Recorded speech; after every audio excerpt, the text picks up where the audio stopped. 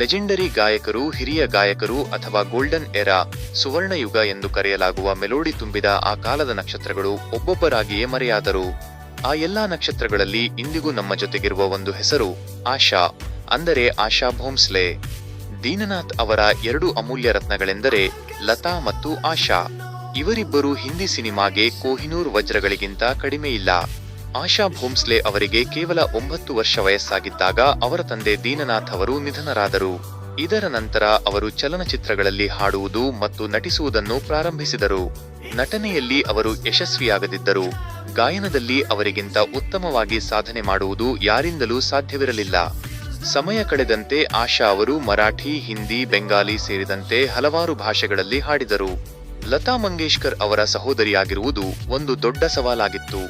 ಧ್ವನಿ, ಲಯ, ಭಾಷೆ ಅಥವಾ ನಡವಳಿಕೆ ಪ್ರತಿಯೊಂದು ವಿಷಯದಲ್ಲೂ ಅವರನ್ನು ಲತಾ ಅವರೊಂದಿಗೆ ಹೋಲಿಸಲಾಗುತ್ತಿತ್ತು.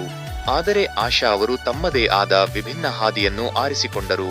ಆ ಕಾಲದ ಇತರ ಮಹಿಳಾ ಗಾಯಕರು ಹಾಡಲು ಇಷ್ಟಪಡದಂತಹ ಹಾಡುಗಳನ್ನು ಅವರು ಹಾಡಿದರು ಮತ್ತು ಅದರ ಮೂಲಕ ತಮ್ಮದೇ ಆದ ವಿಶಿಷ್ಟ ಗುರುತನ್ನು ಮಾಡಿಕೊಂಡರು. ಇದರೊಂದಿಗೆ ಹಿಂದಿ ಸಿನಿಮಾ ಕೂಡ ಹೊಸ ರೂಪ ಪಡೆಯಿತು. ಹೊಸ ಸಂಗೀತ ಮತ್ತು ಹೊಸ ಸಾಹಿತ್ಯ ಸೃಷ್ಟಿಯಾಯಿತು. ಗ್ರಾಮಿ ಪ್ರಶಸ್ತಿಗಳಿಗೆ ಗ್ರಾಮಿ ಅವಾರ್ಡ್ಸ್ ನಾಮನಿರ್ದೇಶನಗೊಂಡ ಮೊದಲ ಭಾರತೀಯ ಮಹಿಳಾ ಗಾಯಕಿ ಆಶಾ ಭೋಂಸ್ಲೆ.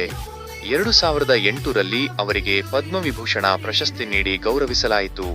ಆಶಾ ಅವರು ಒಂದು ಕನ್ನಡಿಯಂತೆ ಒಂದು ಉತ್ತಮ ಉದಾಹರಣೆಯಾಗಿದ್ದಾರೆ.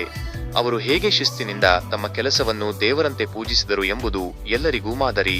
ಅವರ ಕಠಿಣ ಪರಿಶ್ರಮ, ಶಿಸ್ತು ಮತ್ತು ಕಲೆ ಅವರ ಹೆಸರನ್ನು ಇತಿಹಾಸದಲ್ಲಿ ಸುವರ್ಣ ಅಕ್ಷರಗಳಲ್ಲಿ ಬರೆದಿವೆ. ಅವರ ಧ್ವನಿ ಹಿಂದಿ ಸಿನಿಮಾ ಜಗತ್ತಿನಿಂದ ಹಿಡಿದು ನಮ್ಮೆಲ್ಲರ ಹೃದಯಗಳಲ್ಲಿ ಯಾವಾಗಲೂ ಪ್ರತಿಧ್ವನಿಸುತ್ತಿರುತ್ತದೆ.